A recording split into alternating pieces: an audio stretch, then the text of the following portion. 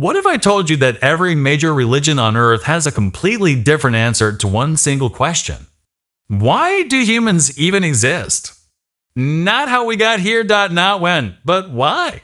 And one of those answers, believed by billions of people even today, says something that might shock you. It says God does not need us at all. Not for company. Not for love. Not for worship.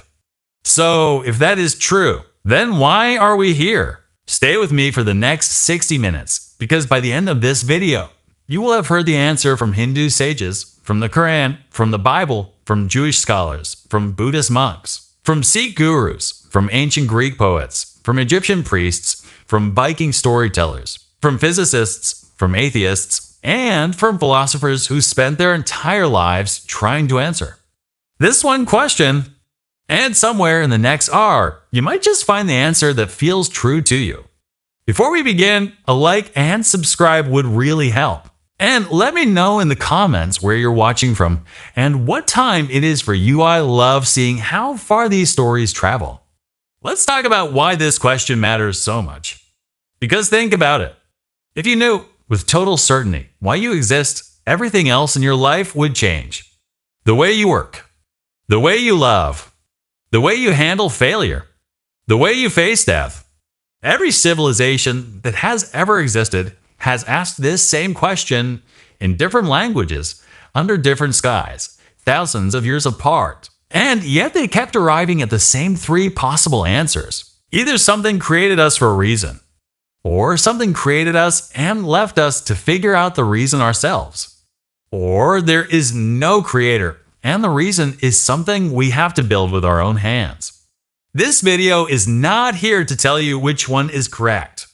It is here to show you all of them clearly, honestly, and let your own mind do the deciding. So let's begin with the oldest continuously practiced religion on the planet, a tradition so old that its early ideas were being written down before most of today's religions even existed. According to Hindu philosophy, the universe does not begin with a single act of creation the way many other traditions describe it. Instead, Hindu texts describe an endless cycle of creation, preservation, and destruction, repeating again and again across unimaginable spans of time. At the center of this idea is Brahman, described in the Upanishads as the ultimate, formless reality behind everything that exists. Brahman is not a person sitting somewhere deciding to make humans. Brahman simply is eternal, infinite, and beyond description. Then there is a concept that many people outside India have never heard of called Leela, which means divine play. According to this idea, found in Vedantic thought, the universe was not created out of need or loneliness. It was created the way an artist paints or the way a child plays, purely as an expression of joy and creativity, without any lack being fulfilled. Some Hindu philosophers describe it like this: Brahman is already complete and does not require anything from creation. Yet creation still happens because existence itself is playful, spontaneous, overflowing. The Bhagavad Gita, one of the most read spiritual texts in the world, gives another layer to this. According to the Gita, every soul, called Atman, is actually a spark of that same ultimate reality, temporarily experiencing a separate identity through the illusion called Maya. Human existence, in this view, becomes a kind of forgetting and remembering. We forget that we are connected to everything, and life becomes the long journey of remembering that truth again. Many Hindus believe the purpose of human life is to fulfill for goals known as Purusharthas, which are Dharma, meaning duty, and righteousness, Artha, meaning prosperity and stability, Kama, meaning desire and pleasure, and finally Moksha, meaning liberation from the cycle of birth and death, called Samsara. A common misconception outside India is that Hinduism is polytheistic in a simple sense, worshipping hundreds of separate gods with no unity. But many Hindu philosophers explain it differently. They describe the many gods and goddesses as different faces or expressions of the same single ultimate reality, similar to how sunlight can pass through many different colored glasses and still be one light. Another lesser-known concept is the idea of Ishvara, a personal aspect of Brahman that interacts with the world guiding souls through their karmic journey, which is a very different idea from a distant, uninvolved creator. There is one more lesser known idea worth mentioning here, the concept of avatara, meaning descent. According to Hindu belief, particularly within Vaishnavism, the divine periodically takes physical form and descends into the world, as described in stories of Rama and Krishna, whenever cosmic balance, or dharma, has been seriously disrupted. This suggests a universe in which the divine is not distant or uninvolved, but continually re-entering creation to restore order, which adds another layer to why human existence matters within this framework. Because human choices and human moral failure are treated as significant enough to warrant direct divine intervention. So, according to Hindu thought, we do not exist because God was incomplete. We exist as part of an eternal, joyful unfolding, and our task is to wake up to what we already are. Now, let's move to a religion with over 1.8 billion followers worldwide, a faith built on the belief in one God and one final revelation. According to Islamic teaching, God, referred to as Allah, is described in the Quran using a phrase that Muslims recite constantly, Al-Ghani, meaning the self-sufficient, the one who needs nothing from anyone. This is stated very directly in Islamic theology. Allah does not need human worship, human love, or human existence to be complete. So then, why did Allah create humans at all? The Quran gives a direct answer in Surah Ad-Dariyat, which many scholars translate as saying that God created jinn and mankind only that they might worship him. But here is where it gets interesting, because Islamic scholars are quick to clarify what that word worship actually means in this context. It does not mean God needed the worship for his own benefit, the way a hungry person needs food. Rather, many Islamic scholars explain that worship here means living in alignment with truth and purpose, and that the benefit of this worship flows entirely toward the human being, not toward God. It is compared to a doctor prescribing medicine, not because the doctor needs you to take it for his own sake, but because you need it for yours. Another central Islamic concept is Khalifa, meaning that humans were placed on earth as stewards or trustees, responsible for the moral and physical care of creation. This idea appears in the Quranic story of Adam, where angels question why God would place a being on earth capable of causing harm and bloodshed. And God responds that he knows what the angels do not know. Many scholars interpret this as meaning human free will, imperfect and risky as it is, holds a value that even perfect angelic obedience cannot replicate. A lesser known concept in Islamic theology is the idea of fitra, an innate, natural disposition placed within every human being that inclines them toward recognizing God, even before any teaching or culture shapes them. According to this belief, every child is born with this natural awareness, and it is upbringing and environment that either nurture it or bury it. A very common misconception in the West is that Islam is a purely fear-based religion focused on punishment. But major Islamic scholars point out that the Quran repeatedly emphasizes mercy, with the phrase, "in the name of Allah, the most gracious, the most merciful," opening nearly every chapter. One more fascinating and lesser-known concept found in the Quran is described in Surah Al-Araf, where it is said that before any human was ever born on earth, God gathered all the souls of humanity yet to exist and asked them directly, "Am I not your Lord?" And the souls responded, "Yes, we testify to it." Many Islamic scholars refer to this as the Day of Covenant, suggesting that every human being carries, deep within them, a kind of pre-worldly memory or agreement, even if they cannot consciously recall it, which some scholars connect back to the concept of fitra mentioned earlier. So, according to Islamic thought, God's completeness is not in question. Human existence is instead framed as a test, a trust, and an opportunity offered not because God lacks something, but because human beings were given the unique capacity for conscious choice. Let's turn now to the largest religion in the world by number of followers, with roots stretching back over 2,000 years. According to Christian theology, God is described as complete and perfect within himself, particularly in Trinitarian thought, where God the Father, Son, and Holy Spirit exist in eternal relationship with one another, meaning God was never lonely or lacking companionship before creation. So the Christian answer to why humans exist centers not on need, but on a concept theologians call imago Dei, meaning humans are made in the image of God, as described in the book of Genesis. Many Christian scholars interpret this to mean humans were created to reflect God's nature, His creativity, His capacity to love, and His moral awareness into the physical world. St. Augustine, one of the most influential Christian thinkers in history, wrote a phrase that has echoed for over 1,000 years, saying that the human heart is restless until it finds rest in God. This suggests that humans were made with a built-in orientation toward the divine, similar to how a compass is built to point north. A lesser-known theological idea within Christianity is the concept that creation itself was an overflow of divine love rather than a feeling of divine emptiness. Theologians often compare it to how the sun does not need to shine to exist, yet it shines anyway, because that is simply its nature.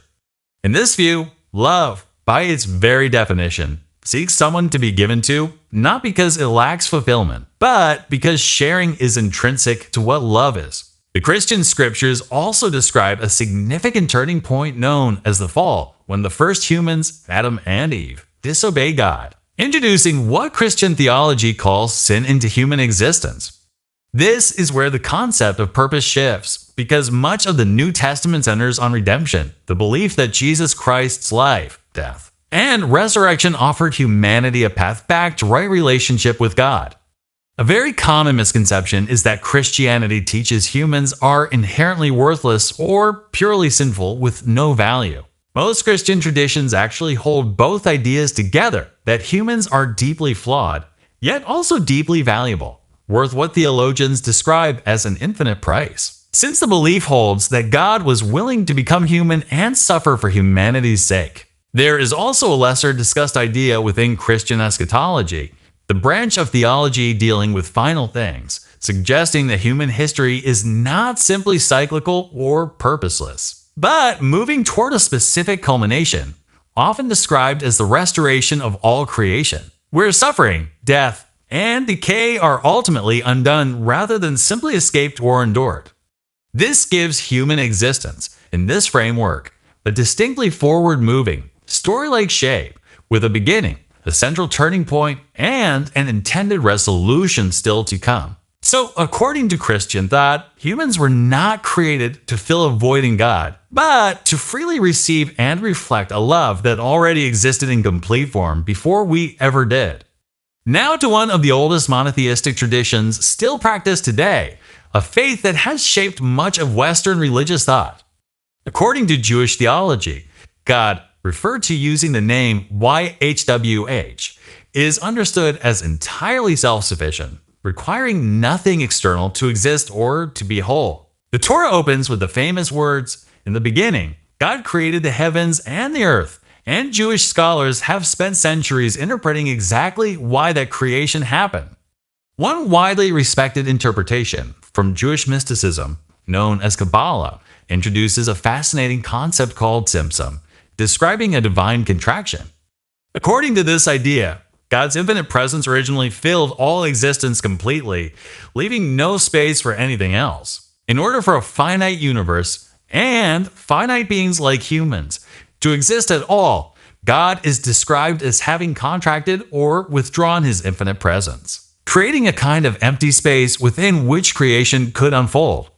This is a profound and lesser-known idea, suggesting that human existence required not addition, but a divine act of restraint. Another central concept in Judaism is tikkun olam, meaning repair of the world. According to many Jewish teachings, human beings are given the responsibility to be active partners with God in improving and repairing creation, rather than passive recipients of a finished, perfect world. This suggests humans exist not simply to be observed or worshipped, but to actively participate in an ongoing project. It's also worth noting the historical significance of Jewish monotheism itself, since the declaration found in the Shema, one of the most central prayers in Judaism, stating that the Lord is one, represented a radical departure from the polytheistic worldview common throughout the ancient Near East, where multiple competing, often morally inconsistent gods were the norm. Many historians of religion consider this shift toward a single, unified, moral creator one of the most consequential ideas in human intellectual history, later shaping Christianity and Islam as well. The concept of B'Tselem Elohim, meaning being created in the image of God, appears here too, similar to the Christian Imago Dei, but interpreted somewhat differently within Jewish thought, often emphasizing human dignity, moral responsibility, and the capacity for ethical choice rather than purely spiritual reflection. A common misconception is that Judaism teaches a purely transactional relationship with God based only on law and obligation. Yet many Jewish scholars emphasize the concept of covenant, a relationship of mutual commitment and love, not unlike a marriage, where obligation and devotion exist side by side. So, in Jewish thought, humans were not created because God needed servants or worshippers, but were given a genuine, active role as partners in an unfinished world. Let's shift now to a tradition that approaches this entire question from a radically different angle, one that does not center on a creator God at all. According to Buddhist teaching, founded by Siddhartha Gautama, who became known as the Buddha, the question of why humans exist is often reframed entirely. Traditional Buddhism does not focus on a creator deity designing humans for a purpose. Instead, the Buddha's core teaching, found in the Four Noble Truths, begins with the observation that life inherently involves suffering, called dukkha. The second truth states this suffering arises from craving and attachment. The third truth states that suffering can end. And the fourth truth offers the path to end it, known as the Eightfold Path. Rather than asking why we were created, Buddhism asks how we ended up in this cycle of birth, suffering, and rebirth, known as samsara, and how we can escape it. According to Buddhist philosophy, human existence is largely explained through the concept of karma and dependent origination, called pratitya samyutta, a chain of cause and effect stretching back through countless lifetimes, where every action creates conditions for future existence. In this view, we do not exist because of divine design, but because of an unbroken chain of causes, cravings, and consequences. A lesser known but deeply important concept is anatta, meaning non-self, which teaches that the fixed, permanent self we believe we have does not actually exist in the way we assume. What we call I is described as a constantly changing collection of physical and mental processes.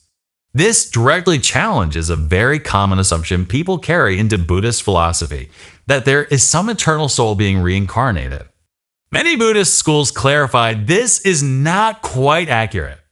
It is described more like a flame passing from one candle to another, related and connected, but not identical. Another concept, found particularly in Tibetan Buddhist teaching, is the idea of precious human birth. The notion that among the countless possible forms of rebirth described in Buddhist cosmology, being born human with enough freedom from suffering to actually reflect, learn, and practice is considered exceptionally rare and valuable, often compared in Buddhist texts to the near impossible odds of a blind turtle surfacing once every 100 years and happening to put its head through a single floating ring drifting somewhere on a vast ocean.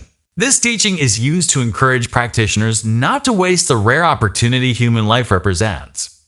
The ultimate goal in Buddhism is nirvana, the extinguishing of craving and the ending of the cycle of rebirth altogether. A common misconception in the West is that Buddhism is atheistic in a strict sense. In reality, many Buddhist traditions, especially in Tibet and parts of Southeast Asia, include numerous deities and cosmic beings. Though these figures are generally not considered creators of the universe or humanity in the way, God is understood in Abrahamic religions. So, according to Buddhist thought, humans do not exist for a purpose handed down from above. We exist because of an ancient chain of cause and effect, and our task is not to fulfill a cosmic plan, but to break free from suffering entirely. Now to a monotheistic faith founded in the Punjab region of South Asia around 500 years ago. one that intentionally built bridges between Hindu and Islamic thought while forging its own distinct path. According to Sikh theology, God, referred to as Waheguru or Ik Onkar, meaning one universal creator, is described in the opening lines of the Guru Granth Sahib, the central Sikh scripture, as timeless, formless, and self-existent, needing nothing from creation to be complete. Sikh teaching holds that God created the universe out of pure will, referred to as Hakam, a term describing the divine order and command that governs all existence. According to Sikh belief, human life is considered an extraordinarily rare and precious opportunity within the cycle of rebirth, described as a chance specifically given to reunite the individual soul with the divine. A central and lesser-known Sikh concept is the idea of Nam, meaning the divine name, and the practice of Nam Simran, the continuous remembrance of God, which Sikh teaching holds is the primary purpose of human birth. According to the Guru Granth Sahib, most other forms of life do not have the same capacity for this conscious spiritual reunion, making human birth uniquely valuable in the entire cycle of existence. Sikhism also strongly emphasizes seva, selfless service to others, and equality among all people regardless of caste, gender, or religion. Concepts that were revolutionary in the social context in which Sikhism emerged. A common misconception outside the Sikh community is that Sikhism is simply a blend or offshoot of Hinduism and Islam. Sikh scholars are clear that while Sikhism emerged in a region shaped by both traditions, it presents its own distinct and complete theological framework, not a synthesis of the other two. So, according to Sikh belief, humans exist because the divine order allows for this rare and precious birth, an opportunity meant to be used for remembrance, service, and reunion with the eternal. Briefly, it's worth mentioning Jainism, an ancient Indian tradition emphasizing nonviolence, called ahimsa, to an extraordinary degree. Jain philosophy does not center on a creator god shaping humans for a purpose. Instead, according to Jain belief, the universe is eternal, without beginning or end, and existence operates through the accumulation and shedding of karmic particles that attach to the soul, called jiva, based on one's actions. The purpose of human life, in Jain thought, is to purify the soul of this karmic matter through strict discipline, nonviolence, and detachment, ultimately achieving liberation, called moksha, and reaching a state of infinite knowledge and bliss. So there you have it, 7 major spiritual traditions, each answering the same question in a completely different way. Some describe overflowing divine love. Some describe cosmic play. Some describe trust and stewardship. Some describe an escape from suffering. Some describe rare and precious opportunity. But notice something fascinating. Almost none of them describe a needy, lonely creator desperate for company. That idea, as popular as it is in casual conversation, is actually a common myth that most major religious traditions explicitly reject. We'll come back to that later. But before we get to science and philosophy, let's travel back much further to civilizations whose gods are no longer worshipped by billions today, but whose stories shaped human imagination for thousands of years and quietly influence our movies, our language, and our culture even now. Let's begin with ancient Greece. According to Greek mythology, humans were not the first beings in existence. Before the gods known as the Olympians, there existed the Titans, and before them, primal forces like Chaos, Gaia the Earth, and Uranus the sky. Humanity's creation is told differently across various Greek sources. One well-known version credits the Titan Prometheus with shaping humans out of clay, and then, in an act of defiance against Zeus, stealing fire from the gods to give to mankind. A gift of knowledge and civilization that came at a terrible cost, as Prometheus was punished eternally for it. Another important Greek myth describes 5 successive ages of man, a golden age of peace and abundance, followed by silver, bronze, heroic, and finally the Iron Age. Said to be the age we currently live in, marked by suffering, labor, and moral decline. This cyclical decline is a fascinating contrast to many modern assumptions of constant human progress. The story of Pandora is also central here, where the first woman, created by the gods, opens a forbidden container releasing suffering, disease, and hardship into the world, though notably, hope remains trapped inside as the story closes. Greek mythology generally frames human existence not around worship or love, but around the constant, often tense negotiation between mortal ambition and divine authority, capturing the impossible. Let's move to ancient Egypt, a civilization obsessed with cosmic order and the afterlife. According to Egyptian mythology, the universe began with Enun, a vast, dark, formless ocean of chaos from which the first god, often identified as Adam or Ra, emerged through an act of self-creation. Egyptian creation accounts vary by region and era, but many describe humans being formed from the tears or sweat of the sun god as he wept or labored, a detail far less commonly known than the Greek clay narrative. A central Egyptian concept is Maat, representing cosmic truth, balance, and order, which stood constantly opposed to Aspet, chaos, and disorder. According to Egyptian belief, human beings existed partly to help maintain Maat through righteous living, honoring the gods, and upholding justice, believing that failure to do so could unravel the very fabric of cosmic stability. The Egyptians developed an extraordinarily elaborate view of the afterlife, believing the heart of the deceased would be weighed against the feather of Maat in the Hall of Judgment, determining whether the soul would proceed to eternal paradise or be devoured entirely.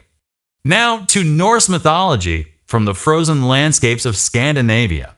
According to Norse myth, the universe began between two primordial realms, Muspelheim, a realm of fire, and Niflheim, a realm of ice, whose meeting created the giant Ymir, from whose body the world itself was eventually formed by the gods Odin and his brothers. Humanity's origin here is remarkably specific and lesser known. According to the Norse Eddas, the gods found two lifeless tree trunks, an ash and an elm, washed up on a shore and breathed life, reason, and form into them, creating the first man and woman named Ask and Embla. Norse mythology is famously fatalistic, centering heavily on Ragnarok, a foretold apocalyptic battle where even the gods themselves are destined to die. Human purpose in this worldview often centers on honor, courage, and glory in the face of an unavoidable, doomed cosmic timeline, a strikingly different emotional tone compared to traditions promising eternal salvation. Let's go even further back to Mesopotamia, the region often called the cradle of civilization. According to the ancient Babylonian creation epic known as the Enuma Elish, the god Marduk defeats the chaos goddess Tiamat in cosmic battle, and from her slain body, creates the heavens and the earth.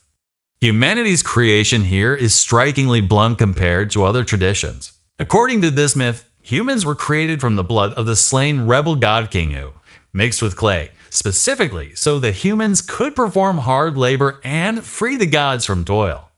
This is a genuinely fascinating and lesser-known concept, because unlike many other traditions emphasizing love or reflection, the Mesopotamian narrative openly states humans were created essentially as a workforce for the gods. The Sumerians, whose civilization predates Babylon, offer an even older version. According to Sumerian myth, humans were created by the goddess Ninhursag and the god Enki, again largely to relieve lesser gods from grueling physical labor, digging canals, and working the land.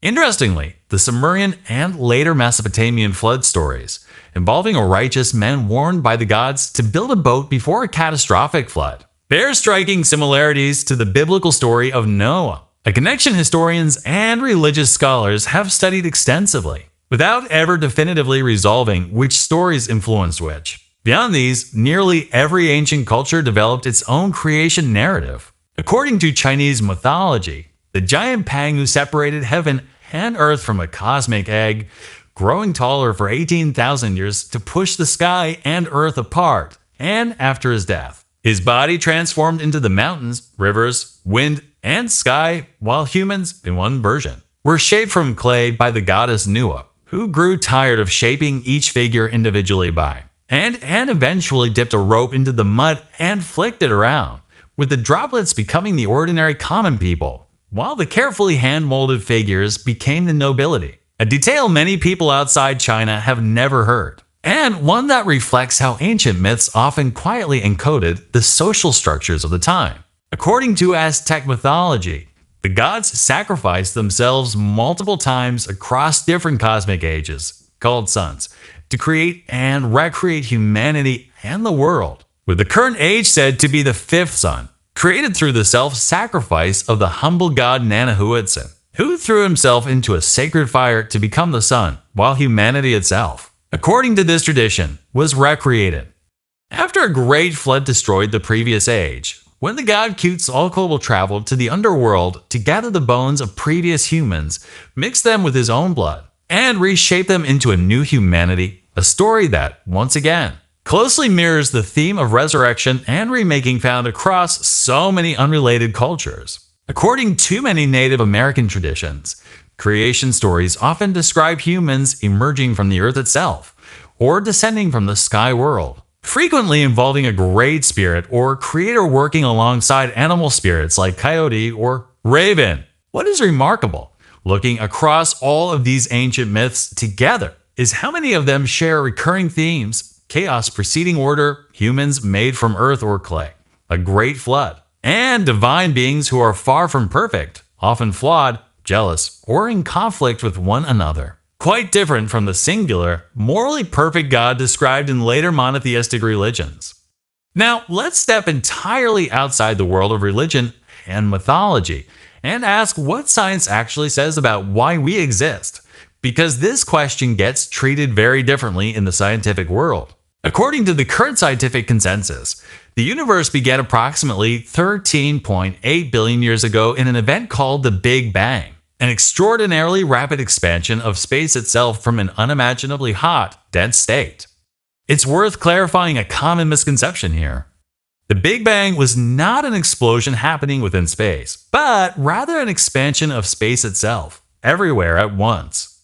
Over billions of years, matter clumped together under gravity, forming stars, which through nuclear fusion created heavier elements, including the carbon, oxygen, and nitrogen that would eventually become part of every living thing on Earth. This has led scientists like Carl Sagan to describe humans quite literally as star stuff, since the atoms in our bodies were forged inside ancient stars that exploded long before our sun even existed. According to evolutionary biology, life on Earth began roughly 3.5 to 4 billion years ago through a process scientists call abiogenesis, the emergence of the first simple, self-replicating molecules from non-living chemical matter. It's important to note that abiogenesis remains one of science's most actively researched and still not fully solved mysteries. Scientists have several competing hypotheses, including the primordial soup theory, involving chemical reactions in early Earth's oceans, and deep-sea hydrothermal vent theories, suggesting life may have originated near underwater volcanic vents.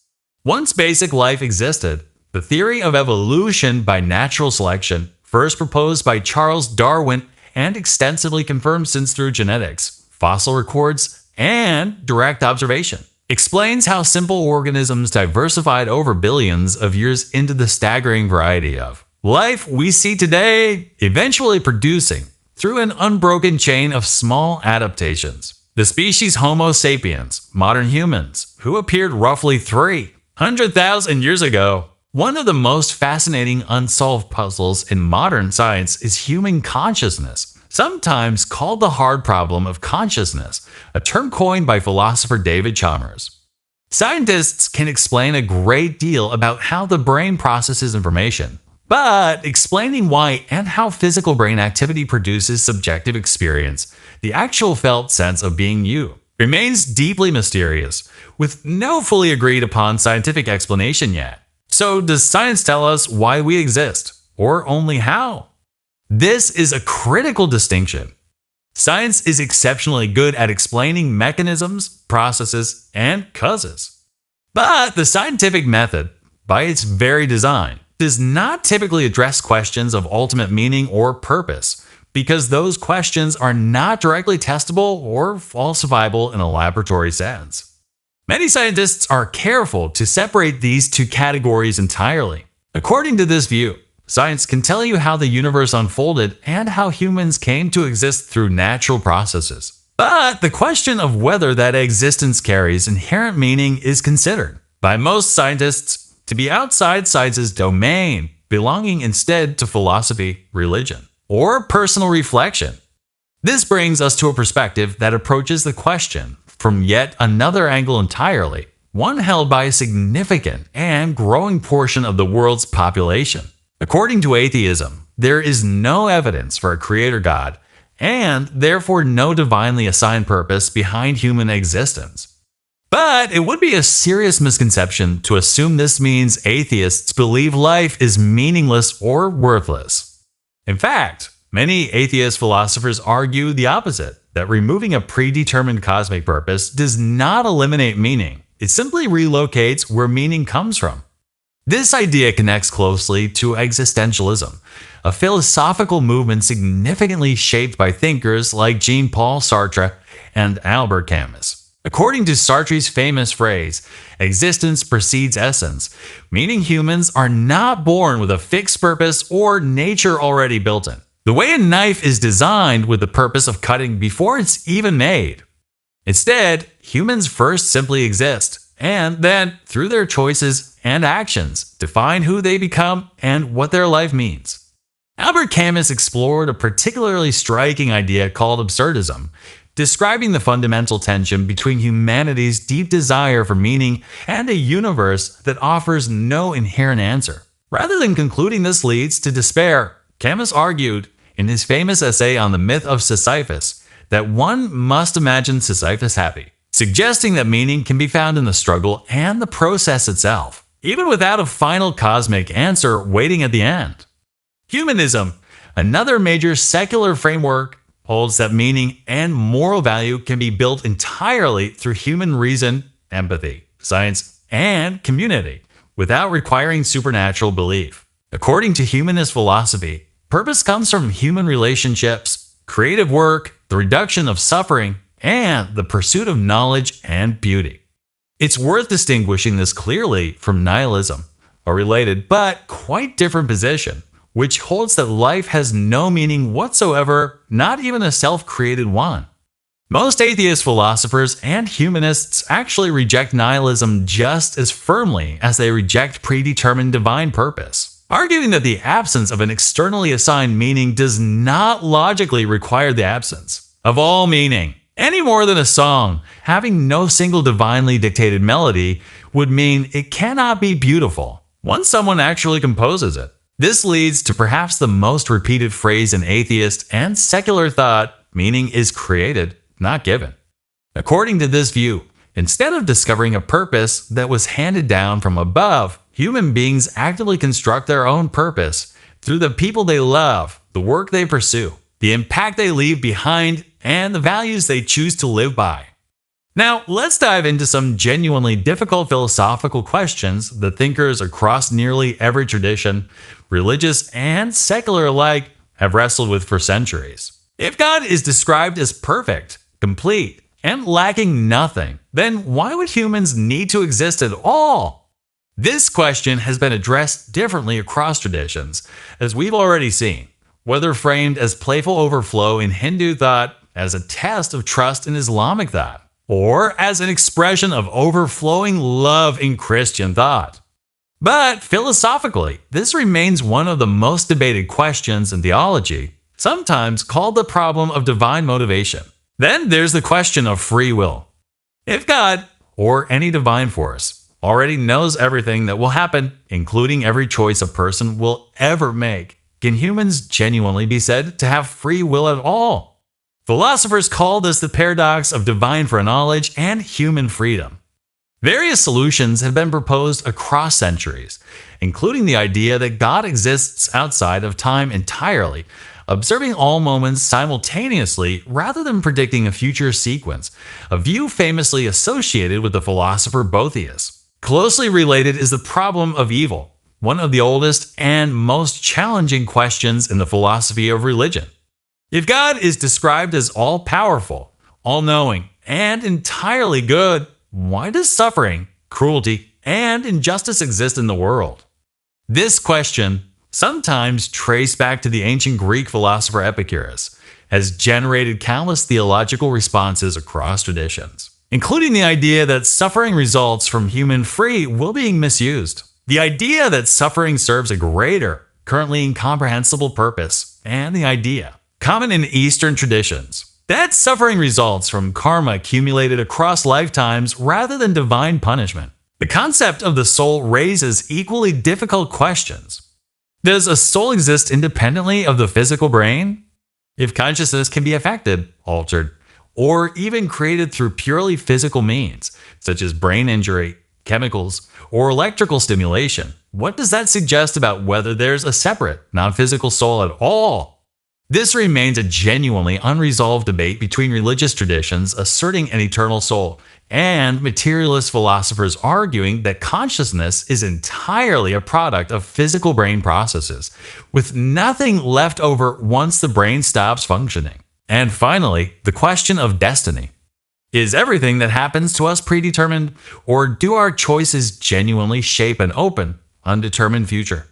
Different traditions land in very different places on this question, from strong predestination in some interpretations of Christian Calvinism to Islamic concepts of qadar, or divine decree, balanced carefully against human accountability, to Hindu and Buddhist frameworks where karma shapes circumstances while still leaving room for present moment choice and transformation. There is one more question worth adding here, a question philosophers call the problem of personal identity.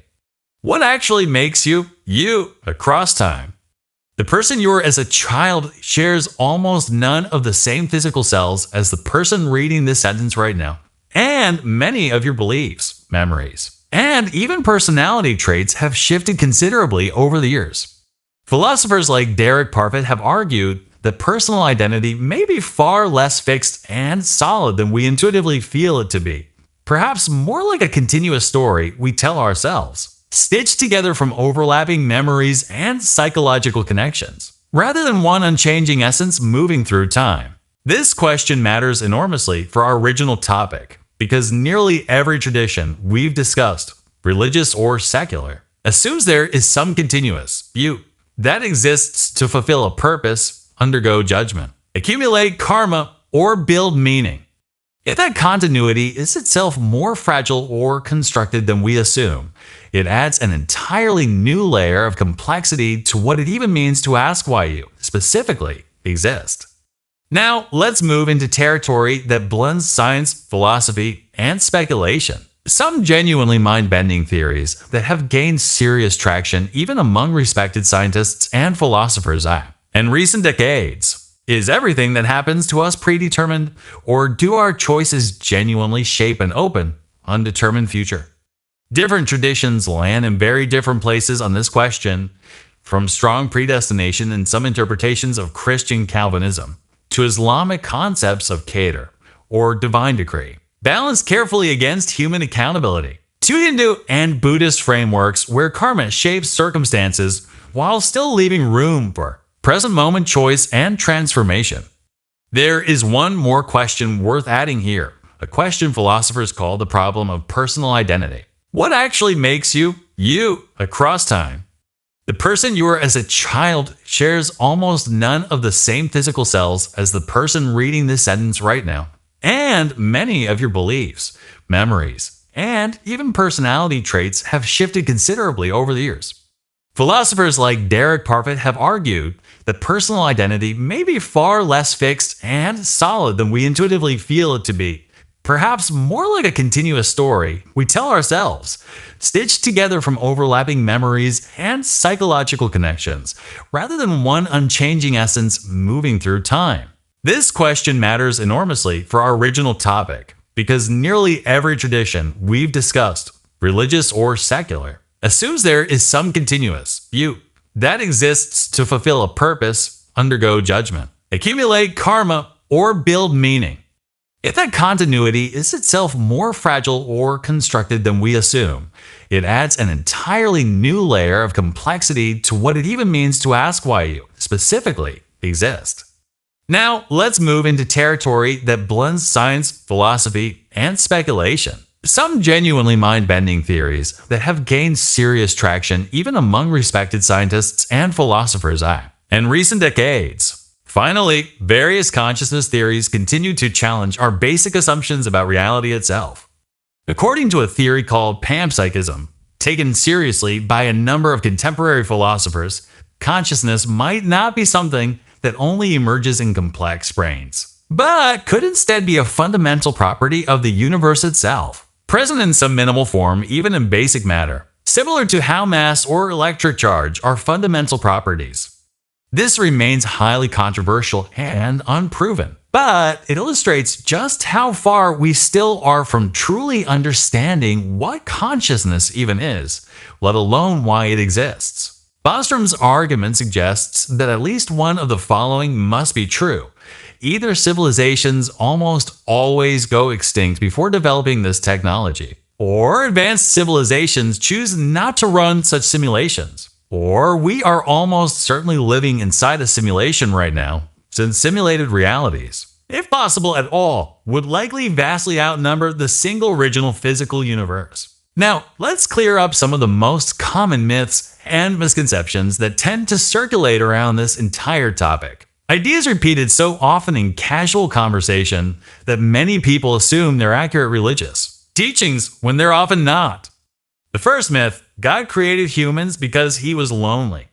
As we covered earlier, this idea appears frequently in casual conversation and pop culture, but it directly contradicts the core theological teaching in nearly every major monotheistic tradition. Islamic, Christian, and Jewish theology all explicitly describe God as complete, self-sufficient, and lacking nothing, meaning loneliness, a state of lacking something, would directly contradict the very definition of a perfect, complete being in these traditions. Yet we have found none. Proposed explanations range from the idea that intelligent civilizations tend to destroy themselves before reaching interstellar communication capability, to the possibility that advanced life is simply staggeringly rare, to more unsettling theories like the dark forest hypothesis, suggesting civilizations deliberately stay silent out of fear of being detected by something more dangerous than themselves. This connects surprisingly to our original question, because if humans truly are alone, or nearly alone, in this vast universe, does that make human existence more precious or more meaningless? Next, the fine-tuning argument. According to this line of reasoning, the fundamental physical constants of our universe, things like the strength of gravity, the mass of subatomic particles, and the rate of cosmic expansion, appear to be balanced with extraordinary, almost impossibly narrow precision required for stars, planets, chemistry, and life to exist at all. Even tiny deviations in these constants, according to physicists who study this, would have resulted in a universe with no stars, no chemistry, and no possibility of life whatsoever. Some interpret this fine-tuning as evidence pointing toward intentional design. Others counter with the multiverse theory, the idea that our universe may be just one among an enormous, possibly infinite number of universes, each with different physical constants, meaning we simply happen to exist in a rare universe where the numbers worked out, without needing any intentional design at all, similar to how, out of billions of lottery tickets, someone has to hold the winning one. Others counter with the multiverse theory, the idea that our universe may be just one among an enormous, possibly infinite number of universes, each with different physical constants, meaning we simply happen to exist in the rare universe where the numbers worked out, without needing any intentional design at all, similar to how, out of billions of lottery tickets, someone has to hold the winning one. Finally, various consciousness theories continue to challenge our basic assumptions about reality itself. According to a theory called panpsychism, taken seriously by a number of contemporary philosophers, consciousness might not be something that only emerges in complex brains, but could instead be a fundamental property of the universe itself, present in some minimal form, even in basic matter, similar to how mass or electric charge are fundamental properties. This remains highly controversial and unproven, but it illustrates just how far we still are from truly understanding what consciousness even is, let alone why it exists. One final, genuinely strange idea from theoretical physics is worth mentioning here, sometimes called the Boltzmann brain problem. In an unimaginably old and vast universe, some physicists have calculated that, given enough time, random fluctuations in energy could theoretically assemble a fully formed, briefly conscious brain, complete with false memories of an entire lifetime out of pure chaos, statistically far more easily than an entire ordered universe with galaxies, planets, and evolved life could ever form by chance. This unsettling thought experiment is generally used by physicists not as a serious claim about our actual situation, but as a tool to test and refine our models of cosmology. Since any theory of the universe that predicts we are more likely to be a randomly assembled brain than an evolved being in an ordered cosmos is considered to have gone wrong somewhere. Still, it's a striking reminder of just how strange and counterintuitive our best current understanding of the universe can become once you follow the mathematics far enough. A like and subscribe would really help. And let me know in the comments where you're watching from and what time it is for you. I love seeing how far these stories travel. Now, let's clear up some of the most common myths and misconceptions that tend to circulate around this entire topic. Ideas repeated so often in casual conversation that many people assume they're accurate religious teachings when they're often not. The first myth, God created humans because he was lonely. As we covered earlier, this idea appears frequently in casual conversation and pop culture, but it directly contradicts the core theological teaching in nearly every major monotheistic tradition. Islamic, Christian, and Jewish theology all explicitly describe God as complete, self-sufficient, and lacking nothing, meaning loneliness, a state of lacking something, would directly contradict the very definition of a perfect, complete being in these traditions. The second myth, religion and science are natural enemies, permanently at war with one another. In reality, history tells a more complicated story. Many foundational scientific figures, including Gregor Mendel, the father of modern genetics, who was an Augustinian friar, and Georges Lemaitre, the Catholic priest and physicist who first proposed the Big Bang Theory, were themselves religious. Countless scientists throughout history and today hold deep religious faith alongside rigorous scientific work, viewing the two as answering fundamentally different types of questions rather than competing for the same answer. The third myth, every religion basically teaches the same thing underneath. This idea, often meant kindly to promote unity, actually oversimplifies things quite significantly, as we've seen throughout this video. The Hindu concept of divine play, the Islamic concept of trusteeship, the Christian concept of redemption through sacrifice, the Buddhist rejection of a creator God altogether. These are not simply different words for the same idea.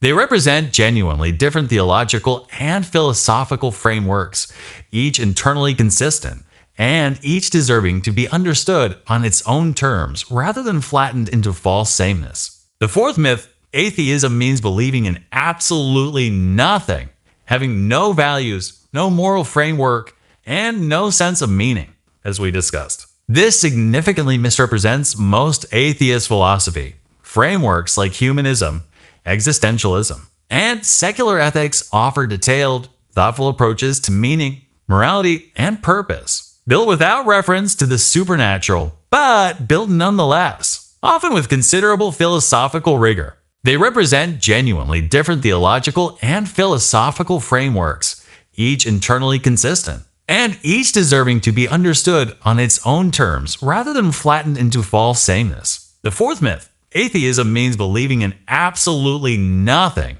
having no values, no moral framework, and no sense of meaning, as we discussed. This significantly misrepresents most atheist philosophy. Frameworks like humanism, existentialism, and secular ethics offer detailed, thoughtful approaches to meaning, morality, and purpose, built without reference to the supernatural, but built nonetheless, often with considerable philosophical rigor. A fifth and final myth worth addressing, the idea that every religion teaches an identical concept of heaven and hell, simply using different names for the same afterlife. In reality, the afterlife is imagined in strikingly different ways across traditions. Notice something important here. Every single one of these perspectives, whether religious, mythological, scientific, or philosophical, ultimately asks you to do something. To act with intention. To live with awareness. To take responsibility for how you treat others and how you spend the time you're given. Perhaps that convergence across cultures separated by oceans and millennia, who never spoke to each other, who never read each other's texts, is itself worth sitting with for a moment. This video was never meant to tell you what to believe. It was meant to show you, clearly and honestly, what has been believed across the full breadth of human history and human thought, so that you can think it through for yourself with real information instead of assumptions. So here's the question I'll leave you with, the same one we started with.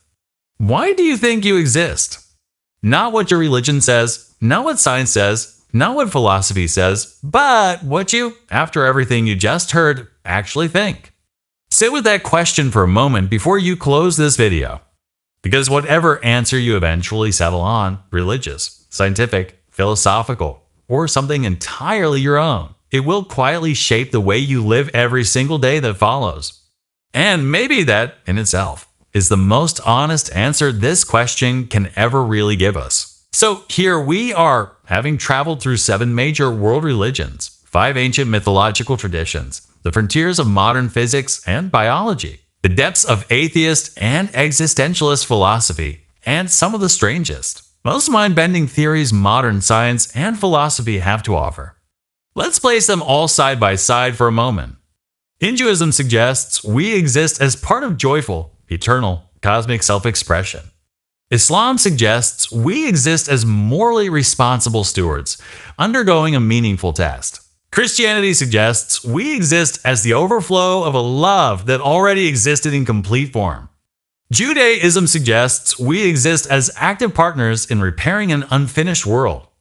Buddhism suggests our existence is a chain of cause and effect we're meant to ultimately transcend. Sikhism suggests we exist for a rare, precious chance at conscious reunion with the divine. The ancient myths suggest, often quite bluntly, that we exist to serve, to labor, or simply as a curious byproduct of cosmic drama between forces far greater than ourselves. Science suggests we exist because of billions of years of cosmic and biological processes unfolding according to physical law, without necessarily assigning inherent meaning to that unfolding. And atheism and existentialism suggest that if no external purpose has been handed to us, then the responsibility and the freedom to create that purpose ourselves lies entirely in our own hands. Notice something important here. Every single one of these perspectives, whether religious, mythological, scientific, or philosophical, ultimately asks you to do something. To act with intention. To live with awareness. To take responsibility for how you treat others and how you spend the time you're given. Perhaps that convergence across cultures separated by oceans and millennia, who never spoke to each other, who never read each other's texts, is itself worth sitting with for a moment. This video was never meant to tell you what to believe. It was meant to show you, clearly and honestly, what has been believed across the full breadth of human history and human thought, so that you can think it through for yourself with real information instead of assumptions. So here's the question I'll leave you with, the same one we started with. Why do you think you exist? Not what your religion says, not what science says, not what philosophy says, but what you, after everything you just heard, actually think. Sit with that question for a moment before you close this video. Because whatever answer you eventually settle on, religious, scientific, philosophical, or something entirely your own, it will quietly shape the way you live every single day that follows. And maybe that, in itself, is the most honest answer this question can ever really give us.